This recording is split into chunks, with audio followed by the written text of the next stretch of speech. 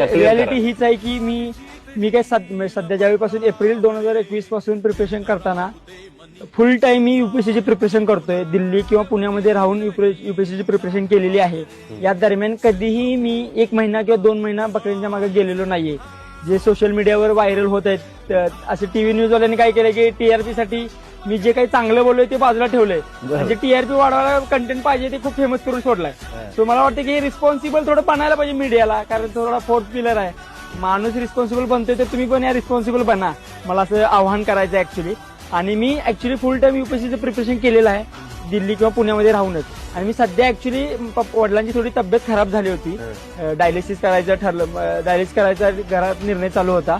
आम्ही त्यावेळेला विचार विनिमय करायचे आणि थोडं वडिलांना घरी राहून थोडंसं म्हणजे जेवण वगैरे पण जात नव्हतं. सो मग वडिलांना बकऱ्यांचं दूध वगैरे पण खूप आवडत होतं. मग त्या निमित्तानं आम्ही बकऱ्यात गेलो होतो ऍक्च्युली 4-5 दिवस रिझल्टच्या आधी.